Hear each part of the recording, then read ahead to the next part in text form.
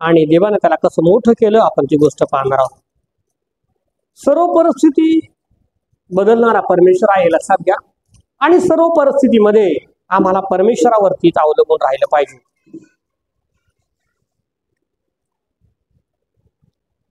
देवाचा माणूस उजिया, परमेश्वराने त्याला राजा केलं अगदी वयाच्या 16व्या वर्षी. आणि 16 वर्षाचं वय म्हणजे खेळण्याचं कुदण्याचं लहान वय आहे. अजून तो प्रौढ झाला नाही किंवा त्याला समज नाही तरी त्याला परमेश्वराने राजा केलं. आणि म्हणून परमेश्वर देवबाप जो आहे तो आम्हाला अद्भुत गोष्ट देतो. पुढे असं मी वाचलं की जोपर्यंत उजिया राजा हा देवाच्या भजनी लागलेला होता तोपर्यंत देव त्याच्या बरोबर होता. हा उजिया राजा देवाचा सेवक जखर्या याचं ऐकत होता तोपर्यंत देव त्याच्या बरोबर होता. आणि मग पुढे काय झालं ती गोष्ट आपण शिकणार आहोत. परमेश्वर देवबाप नेहमी आम्हाला उंच करू पाहतो लक्षात घ्या. तो नेहमी अद्भुत गोष्टी आमच्याबद्दल करतो. पण जेव्हा मी देवापासून दूर जातो तेव्हा संकटांना सामोरे आम्हाला जावं लागतं. देव यश देत होता आणि राजा मोठा मोठा होत जात होता. आणि वाचलं की सर्व देशभर देशोदेशी सर्व जगभर त्याची कीर्ती वाढत चालली आहे, त्याची महिमा वाढत चालली आहे. आम्ही या ठिकाणी बसणारा प्रत्येक मनुष्य, आम्ही बसल्या प्रत्येक माणसाला असं वाटतं की आमचं काय व्हावं, चांगलं व्हावं आणि आम्हाला यश मिळावं. कोणाकोणाला वाटतं की आम्हाला यश मिळावं, आपला हात उंच करा की आम्हाला यश मिळावं. सर्वांना वाटतं की आम्हाला काय व्हावं, यश मिळावं. सुख समाधान शांती आनंद भरगच यश आमचं असावं. आणि मग जे तुम्ही सर्वांनी हात उंच केले ते परमेश्वरानं पाहिले आहे. आपल्या कामात देवबाप आपल्याला यश देणार आहे लक्षात घ्या. पण कधी, जोपर्यंत देव आमच्या बरोबर आहे तोपर्यंत. उजिया राजाचा इतिहास जर तुम्ही पुढे पाहिला तर तुम्हाला वाचायला मिळेल की उजिया राजानंतर कोढी झाला आणि तो देवापासून दूर गेला. असं काय झालं की ज्याला देवानं उंच केलं, ज्याच्या हाती सत्ता दिली, त्याला राजा केलं, अगदी लहान वयात राजा केलं. त्याची काही कारण आहेत. देव आपल्याला जेव्हा नोकरी नसते, आपल्याला जेव्हा व्यवसाय नसतो, आपल्याकडे जेव्हा काही नसतं तेव्हा आपण काय करतो, परमेश्वराची रोज प्रार्थना करतो, देवा मला नोकरी लागू दे. शिक्षण झालं पण नोकरी नाही, आपण प्रार्थनेच्या मागे लागतो की नाही, म्हणजे पाच प्रार्थना करावं आमच्या मुलाला नोकरी लागू द्या. नोकरी लागण्यासाठी प्रार्थना करतो प्रार्थना करतो प्रार्थना करतो प्रार्थना करतो आणि देव आमच्यावर तरस खातो. देव म्हणतो रोज प्रार्थना येतोय, रोज प्रार्थना करतो, आता सुधारला, याला नोकरी देऊन टाकू. नोकरी लागते. मग पुन्हा विनंती येते की अहो आमच्या मुलाचं लग्न जमलं पाहिजे, त्याच्यासाठी प्रार्थना करा. आणि मग लग्नासाठी प्रार्थना सुरू होतात. मग आपण लग्नासाठी प्रार्थना करतो, दे बापा चांगली मुलगी दे, मुलगी असेल तर मग दे बाबा चांगला मुलगा दे, आणि प्रार्थना करतो. परत देव तरच खाता होतो, जाऊ द्या आता याला पोरगी पण देऊन टाकूया, दे बाप आमचं लग्नही होऊ देतो. आणि मग आम्हाला पाहायला मिळतं की लग्न झालं की मग वर्ष जातं, लगेच परत आपण प्रार्थनेला विनंती सांगतो, म्हणतो प्रार्थना करा आमच्या घरात बाळ यावं, आमचं चांगलं व्हावं, आमचं कल्याण व्हावं, आम्हाला यश प्राप्ती व्हावी. त्याच्यासाठी प्रार्थना सुरू केली जाते. देव आपले लेकरं हे देतो, सगळं दिलं जातं आणि मनुष्य हळूहळू देवापासून काय होतो, दूर निघून जातो. मग त्यांना विचारतं का हो तुम्ही चर्चला नाही दिसत? हो कामाचा लोड इतका वाढला ना त्याच्यामुळं मला येता येत. पण काम कोणी दिलं हे विसरून जातं. बोलो हालेलुया, काम कोणी दिलं नव्हतं तेव्हा देवाने, आता देवाला वेळ द्यायला नको का? नाही देत. प्रमोशन झालं सांगतो काय, अहो प्रमोशन झालं ना म्हणून कामाचा लोड नाही आहे आणि त्या लोड मुळे मला चर्चला यायला जमत नाही. कामाचा काय आहे, लोड आहे. तो कामाचा लोड असल्यामुळे मला प्रार्थनेला जमत नाही. मग प्रार्थना नाही, देव नाही, धर्म नाही, दान नाही, दशांश नाही, देवाचं भेट नाही, आराधना नाही, तेव्हापासून दूर आणि दूर जातो. एखाद्या बहिणीने विचारलं का हो सिस्टर आता तुम्ही येत नाही चर्चला, दिसत नाही बऱ्याच वेळा. मी बऱ्याच लोकांना विचारतो तुम्ही दिसत नाही, तेव्हा काय करावं, लेकरांमुळे ना आम्हाला यायलाच जमत. कोणाचं कारण सांगतात, लेकर. ते लेकर कोणी दिले, कोणी दिले, परमेश्वराने दिले. आणि त्या लेकरांसाठी आम्ही म्हणतो की मला वेळ मिळत नाही. इतकं कामामध्ये बिझी होऊन जातो आम्ही. आमचा हुद्दा, आमचं पद, आमचं मोठेपण, आमचं नाव लौकिक सर्व काही परमेश्वरापासून आहे, ते विसरून जातो आणि कामामध्ये इतकं गुंग होतो, कामामध्ये इतकं गुंतलं जातो की परमेश्वर देव बाबा आमच्यापासून कधी दूर निघून गेला आम्हाला समजत नाही. जोपर्यंत म्हटले हा उजिया राजा परमेश्वराच्या जवळ होता, जोपर्यंत तो परमेश्वराच्या भजनी लागलेला होता, मग परत लेकरं मोठे होतात, वायाला जातात, घरात वाद होतात, भांडण होतात, ते ऐकत नाही, मग परत येतात, म्हणतात अहो प्रार्थना करा, आमचे लेकरं ऐकत नाही. लहान असताना त्यांना चर्चला घेऊन आले असतात, तर देव शिकवलं असतात. पवित्र शास्त्र काय सांगतं ते बारकाईने समजून घ्या. देवानं आपल्याला जे मोठेपण दिलं आहे, जे नाव दिलं आहे, जे पद दिलं आहे, आपण ते विसरता कामा नाही. जेव्हा देव निघून जातो, देव हरवतो आमच्या जीवनातला, तेव्हा सगळं काय निघून जातं, सगळं हरवतं. परमेश्वरामुळं आम्हाला सगळं आहे, कधीही विसरून जाता कामा नाही. आपल्या नोकरीवर, आपल्या कामावर, आपल्या विजयावर, आपल्या बिझनेसवर, आपल्या व्यवसायावर त्या परमेश्वराचा हात आहे, हे नेहमी आम्ही गृहीत धरलं पाहिजे की दे बापा ही नोकरी तुम्हाला दिलीस, मी तुला सतेशा धन्यवाद देतो, मला त्या ठिकाणी मोकळीक दे आणि मला तुझी उपासना करण्यासाठी समय मिळू दे. प्रार्थना केली पाहिजे. आपल्या व्यवसायासाठी आपण प्रार्थना केली पाहिजे, दे बापा माझा व्यवसाय वाढू दे आणि तुझ्या गौरवाकरिता त्या व्यवसायाचा उपयोग होऊ दे. डिमार्ट उघडणारा, जे मॉल उघडणारा मनुष्य आहे ना, तो अमेरिकेपासून त्याची सुरुवात झाली, तो ख्रिश्चन मनुष्य आहे. मी रात्री त्याच्याबद्दल ऐकलं, असं म्हणलं की तो 50% कमाईतला भाग देवाला देतो, सेवेकरिता देत आहे. परमेश्वराची आराधना करण्याकरिता कधी विलंब लावू नका. देव आमच्या व्यवसायाला वाढवणार आहे. आम्ही कितीही धावलो आणि शेवटी आम्हाला समजतं की हाती काही चाललं नाही. मग लोक विचारतात आता कोणाकडे राहतात, कोणत्या मुलाकडे, थोरल्याकडे का धाकल्याकडे? असं म्हटलं पाहिजे की थोरलाच आमच्याकडे राहतो, आम्ही तिच्याकडे राहतो. हे कधी होईल? जेव्हा देव तुमच्या जीवनात आहे. पवित्र शास्त्र सांगतं की मनुष्याला त्या भूतलावरून रिकामं जावं लागतं आणि तो रिकामाच येतो. आणि म्हणून आमचं जे धावणं आहे ना ते व्यर्थ आहे परमेश्वराशिवाय. पण जर देव तुमच्या बरोबर आहे आणि तुम्ही भक्तीला जात आहात, आराधनेला जातात, त्या उजिया राजाकडे तुम्ही पहा, वाचा, त्या ठिकाणी तुम्हाला पाहायला मिळेल की देवानं त्याला कधी कधी विजय दिलाय, कधी कधी त्याला विजय दिलाय. वाचूया आपण 3रं वचन वाचूया, वाचा म्हणजे तुम्हाला समजेल. वाचा. उजिया राज्य करू लागला तेव्हा तो अगदी 16 वर्षाचा तरुण आहे. त्याने यरुशलेमावर 52 वर्ष राज्य केलं. त्याच्या आईचे नाव यखिल्या, ती यरुशलेमीची होती. त्याचा बाप अमस्या. याच्या एकंदर वागणुकीस अनुसरून हा पहा काय म्हणलंय, आपला बाप परमेश्वराच्या आराधनेत लागणारा होता, बाप भक्तीला जात होता, राजा पण भक्तीला जात आहे. तो म्हणतो आपल्या बापाप्रमाणे त्या राजानं परमेश्वराच्या नजरेनं, परमेश्वराच्या दृष्टीनं, परमेश्वराच्या पाहण्यातून जे नीट आहे ते तो करीत होता. म्हणजे तो भक्ती करीत होता, तो आराधना करीत होता, देवाची उपासना करीत होता. आणि पवित्र शास्त्र सांगतं हीच गोष्ट सगळ्यात महत्वाची आहे. मग पवित्र शास्त्र सांगतं मनुष्यानं सर्व जग मिळवलं आणि स्वतःचा नाश केला तर त्याला काय लाभ आहे? आणि म्हणून प्रियजन हो, सगळ्यात अगोदर परमेश्वर देव मिळवा. जगातल्या सगळ्या गोष्टी तुम्हाला मिळाल्या आहेत हे लक्षात ठेवा. तो म्हणतो अन्नासाठी का धडपड करीत? पोटापेक्षा अन्न महत्वाचं नाही. मग मतशी मुहूर्तामध्ये सांगताना तो सांगतो की आकाशातील पाखरांकडे पहा, बारकाईने पहा, ती पेरणी आणि कापणी करत नाहीत आणि कोठारात साठवतही नाहीत, तरी त्यांना त्यांचा देवबाप खायला पुरवतो. त्या पाखरांपेक्षा तुम्ही अधिक आहात. तो देव तुम्हाला देणार नाही का? आपण म्हणतो काय करू, मला कामाला नाही गेलं तर जमणार नाही. रविवारी सुद्धा मला कामाला गेलं पाहिजे.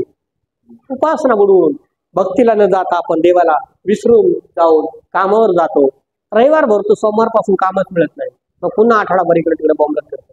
शास्त्र सांगतं देवाचा समय देवाला द्या, पहा देव तुम्हाला उंच करणार आहे. तो म्हणतो की त्याच्या बापाच्या दृष्टीनं, त्याने देवाच्या दृष्टीनं योग्य आहे तेच त्याने केलं.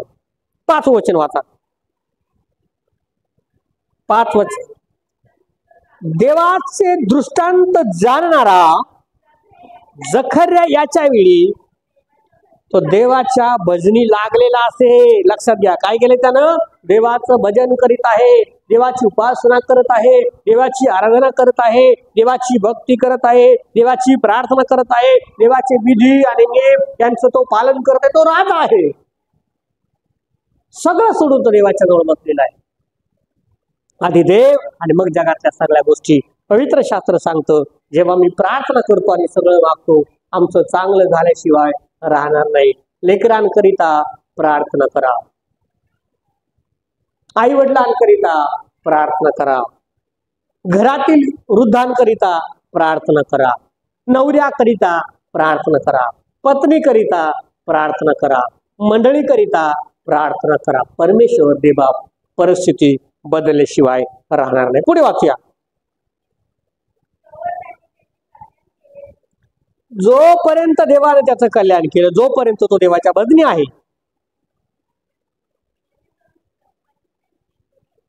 त्यानं फलिस्त्यांची युद्ध केलं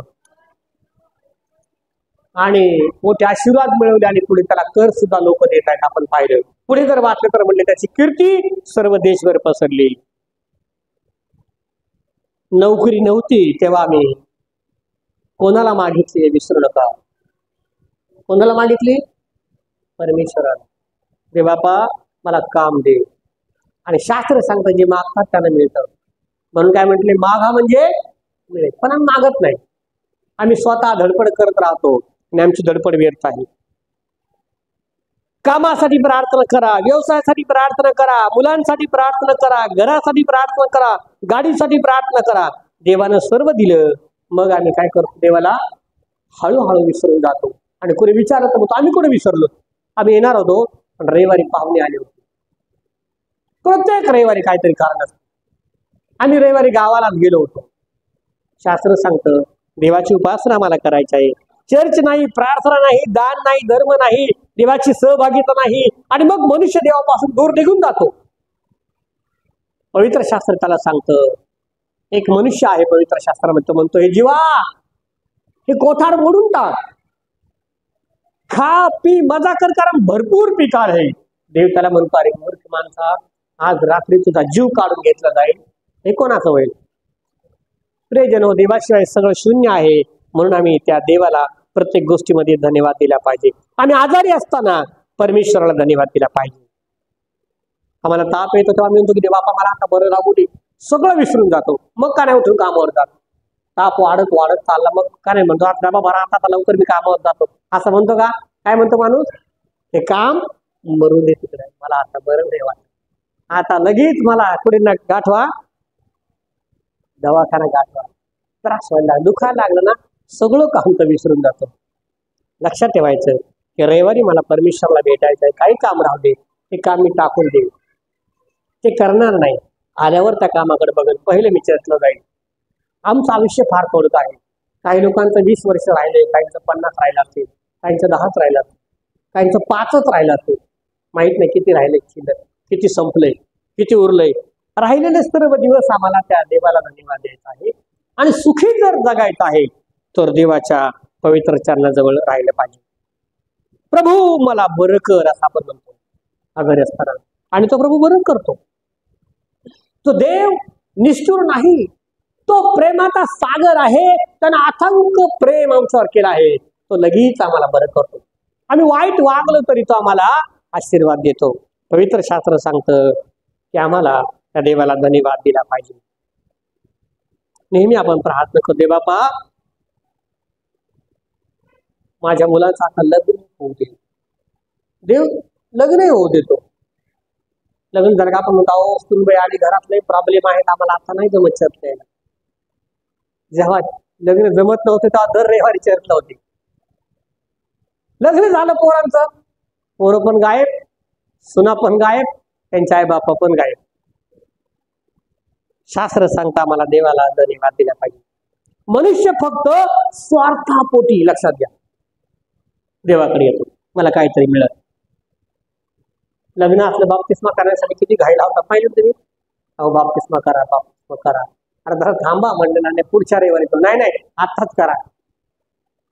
बाप्तिस्मा झाला जी मनुष्य गायब होतो, मिस्टर इंडिया होतो, तो परत दिसतच नाही आम्हाला स्टेजमध्ये. आम्हाला देवामध्ये राहिलं पाहिजे. जेव्हा फक्त स्वार्थापोटी, जेव्हा फक्त नोकरीसाठी, जेव्हा फक्त लग्नासाठी, जेव्हा फक्त घर मिळण्यासाठी आम्ही देवाकडे येतो, देव देतो पण सुख हिरावून घेतो. लोक म्हणते इतकं धावावं लागतं, झोपायला सुद्धा वेळ नाही, अन्न खायला वेळ नाही. काय त्या जीवनात अर्थ आहे? सुख, शांती आणि आनंद जर आम्हाला हवा आहे, आम्ही देवाच्या जवळ पाहिजे. तो म्हणतो तुम्ही पहाटे उठता आणि उशिरा विश्रांती घेता आणि कष्टानं अन्न खाता, पण मी तेच माझ्या प्रियजनांना लागेल ते झोपेत देतो. देव आम्हाला सगळं काही करून देणार आहे, फक्त आम्हाला देवाच्या जवळ यायला पाहिजे, जवळ आलं पाहिजे. देव प्रमोशन देतो, आमची बढती करतो, आम्हाला मोठ्या पदावर नेऊन पोहोचवतो. अशासाठी आम्ही देवाच्या आधी जवळ यावं. नोकरीसाठी प्रार्थना केली ना, मग नोकरी दिली, मग देवापासून दूर जायला पाहिजे का जवळ यायला पाहिजे? जवळ यायला पाहिजे. मग प्रमोशन दिलं, मग दूर जायला पाहिजे का? अधिक जवळ यायला पाहिजे. म्हणलं पाहिजे की परमेश्वराने मला प्रमोशन दिलं. लग्न झालं, एक होता, आपण एकटा झोपत होतो गोधडी घेऊन, कोणी विचारित नव्हतं. आता जोडीदार आहे. आता जवळ यायला पाहिजे का दूर जायला पाहिजे देवापासून? दोघांनी पण अधिक जवळ यायला पाहिजे. दोघंच पडलेले होते, आता तिसरं पण आले, बाळ आले. मग बाळाला घेऊन घरी झोपायला पाहिजे का? अधिक जवळ यायला पाहिजे. सांगायला पाहिजे परमेश्वरानं आमचं घर हिरवगार केलं, आता आम्हाला अधिक देवाच्या जवळ येऊ द्या. पवित्र शास्त्र सांगतं देव जसे आशीर्वाद देत आहे तसं आम्हाला अधिक अधिक अधिक देवाच्या जवळ आलं पाहिजे, ना की देवापासून दूर गेलं पाहिजे. पण उलट होतं, मनुष्य काय करतो? देवापासून हळूहळू संसाराच्या जाळ्यात गुंतत जातो आणि तो देवापासून दूर जातो.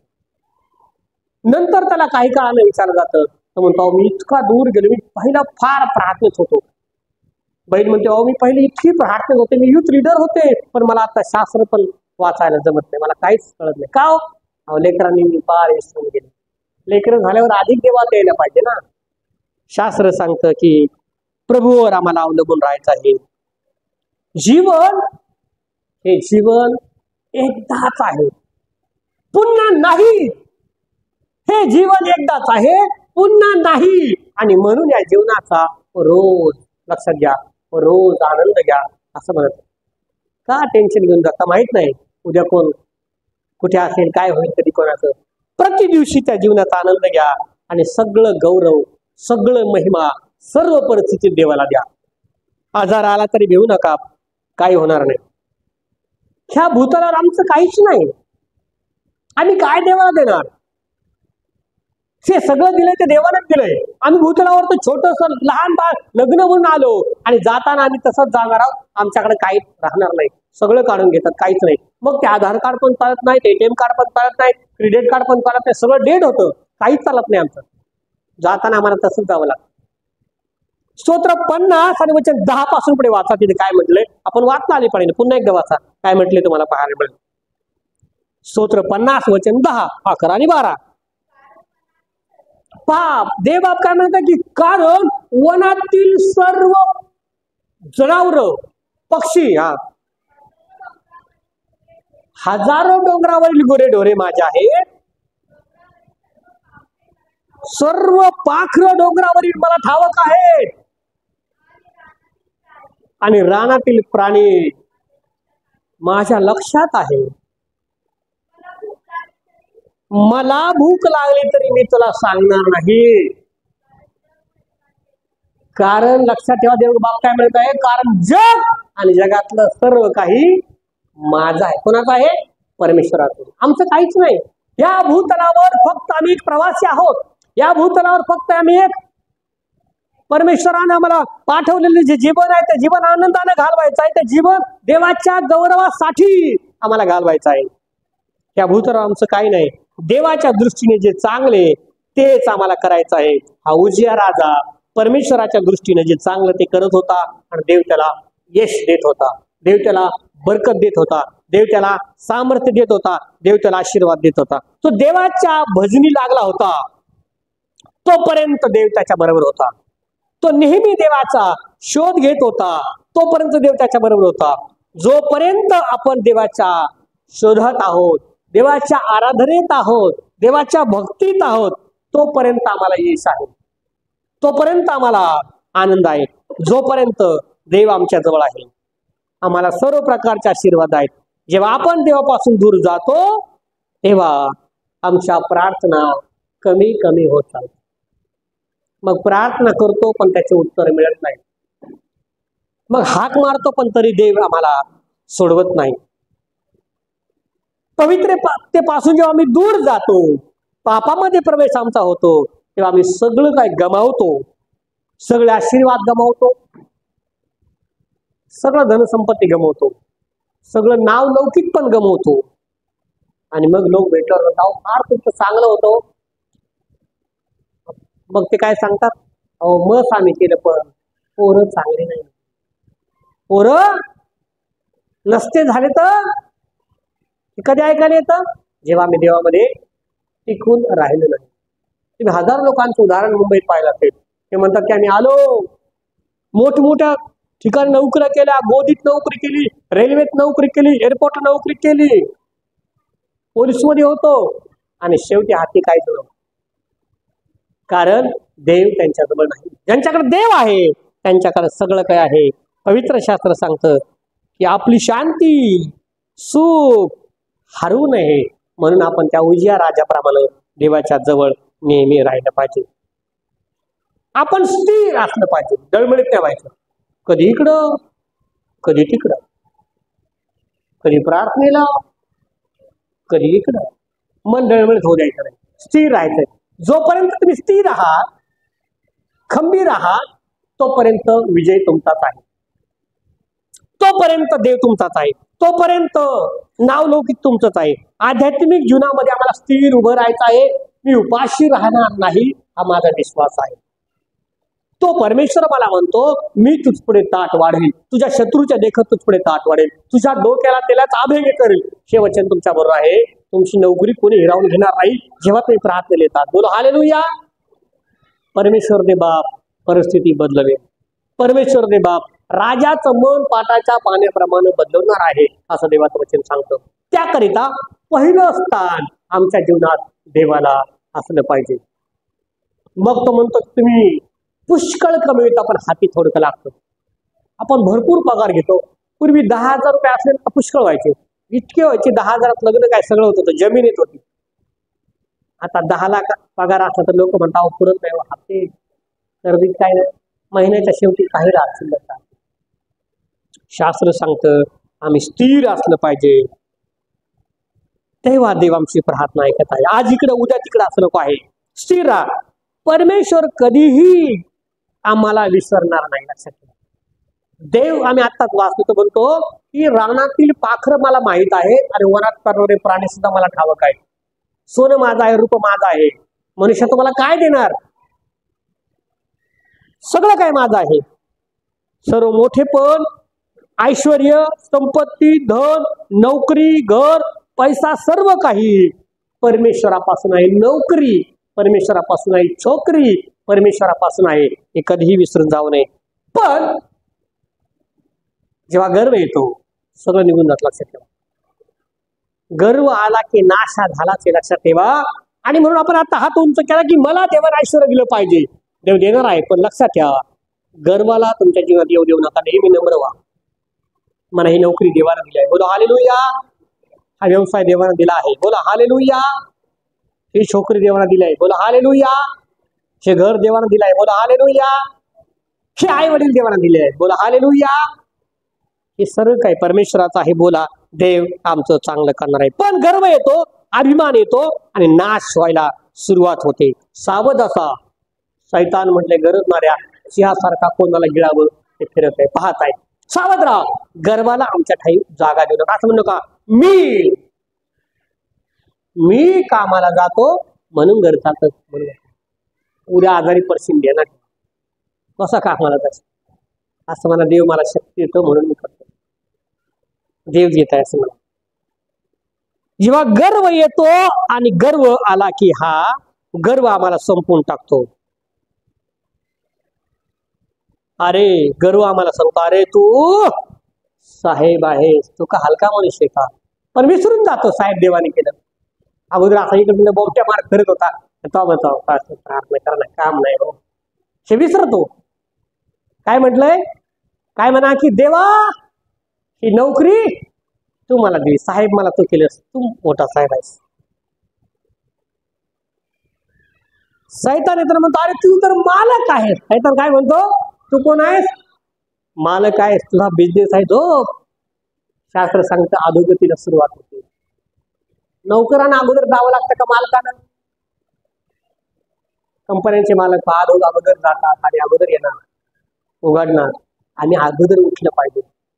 सैतान आम्हाला भरवतो, पण तेव्हा म्हणा की देवा ही व्यवसाय, ही नोकरी, हा बिझनेस तुझा आहे, तू त्याला सांभाळ, मी फक्त एक तुझ्या हातातली कठपुतली आहे. आणि पहा, आशीर्वाद आमच्यासारखे दुसऱ्या कोणाजवळ नसणार आहे. शैतान सांगतो अरे सगळं तुझं आहे, घर तू बांधलंस, गाडी तू घेतलीस, लग्न तू केलंस, भावाचं लग्न तू केलंस, बहिणीला तू सगळं. शैतान सांगतो की तू केलंस. शैतान सांगा मी काहीच नाही केलं, मी फक्त मध्यस्थ आहे, सगळं करणारा परमेश्वर आहे.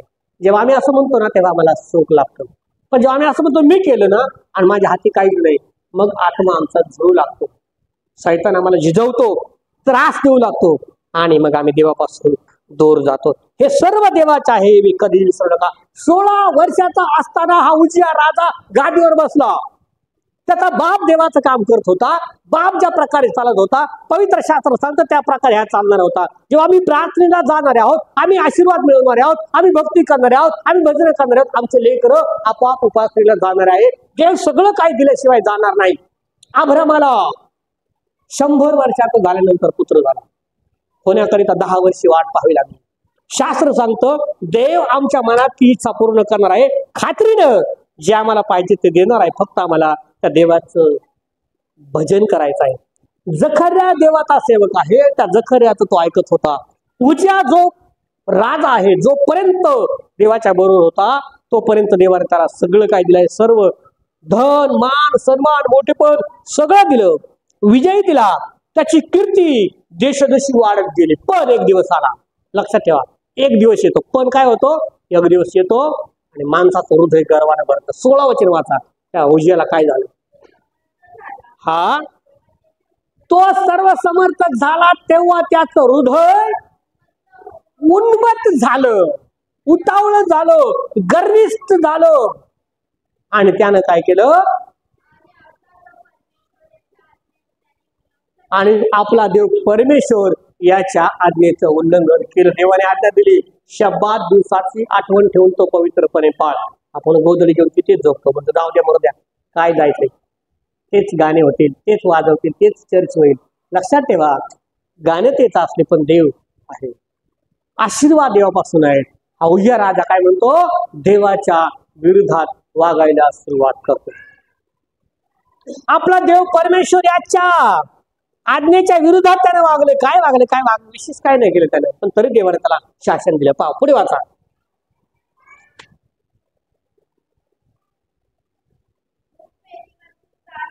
हा धूप वेदीवर धूप जाळण्यासाठी तो परमेश्वराच्या मंदिरात गेला. आजर्य याजक व त्याच्या बरोबर परमेश्वराचे याजक पण करीत असलेले 80 वीर पुरुष. लक्षात घ्या, किती जण, थोडक्यात घ्या 80 पालक त्या एका माणसाला सांगतात की तू जाऊ नको, ते तुझं काम नाही. ते बारकाईने एकदा दोनदा तीनदा वाचून मी अंडरलाईन करून ठेवली. हा उजिया राजा जखर्याच्या सांगण्याप्रमाणे करत होता, पण जखर्या आला नाही, त्याला उशीर लागला असेल, तो कुठं कामात गुंतला असेल. मग तो आला, 80 बाकीचे पालक आहेत, त्यांना न सांगता त्याने काय केलं, स्वतः धूप पेटवतो, मला मी स्वतः करतो आणि निघून जातो. स्वतः धूप पेटवली आणि देवाच्या मंदिरात गेला, विधीवर गेला. त्याला सांगतात ते लोक की तुझं काम नाही, ते तू राजा आहेस, तुझं काम प्रजेचं आहे, तुझं काम युद्ध करायचं आहे, देव सांगेल ते ऐकायचं आहे, हे वेदीवरचं काम याजकाचं आहे, वेदीवरचं काम पाळकाचं आहे, तुझं काम नाही. आणि मग पुढे काय घडतं पहा, तो ऐकत नाही ना, आणि मग तो देवाच्या विरोधात जातो, धूप जाळतो, आणि मग त्यांना समजतं की परमेश्वरानं त्याला तडाखा दिला. परमेश्वर, पुढे वाचा काय म्हटलं पहा. तेव्हा उजिया राजाला राग आला, त्याला क्रोध आला. एखाद्याला अडवलं ना, आता मोठ्या पदावर एखादा, मी मोठ्या पदावर आहे, मला अडवतं काय? अरे पण तुझ्यापेक्षा देव मोठा आहे हे विसरून जाऊ नका. शास्त्र सांगतं उजिया त्याला राग आला, पुढे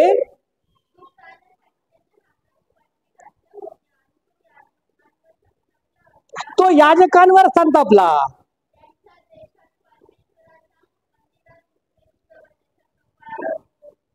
आणि मग त्या सगळ्या लोकांच्या समोर धूपवेदी जवळ त्याच्या कपाळावर कोड आले, पांढरे होऊ लागले कपाळ. आणि पुढे जर तुम्ही वाचलं असं म्हणले की तो कोडी होऊनच मरण पावला, परत बरा झाला नाही, परत मंदिरात जाता आलं नाही, परत प्रार्थनेला जाता आलं नाही, परत देवाची उपासना केली नाही, परत राज्यकारभार करता आला नाही, एका खोलीत बसावं लागलं फक्त देवाच्या आज्ञेचं उल्लंघन केल्यामुळे. देव रागा करतो, देव मोठेपणावर नेतो, देव सत्ता देतो, देव अधिकार देतो, देव अद्भुत पदावर चढवतो. पण असं म्हटलंय जेव्हा मन कठोर होतं देवाच्या बद्दल, सगळं हळूहळू फिरवून जाऊ लागतं. शास्त्र सांगतं शांती, आनंद, सुख, समाधान राहावं असं जर आम्हाला वाटतं तर परमेश्वराचे वचन नेहमी ग्रहण करायचे आहेत, ते ऐकायचे आहेत. पवित्र शास्त्र सांगतं माझ्या आज्ञेच्या डावीकडे किंवा उजवीकडे वळू नकोस, ते तुझ्या हृदयपटलावर लिहून ठेव, म्हणजे मी तुला देव आणि मनुष्य यांच्याकडून अनुग्रह आणि सुकीर्ती प्राप्त करून देईल.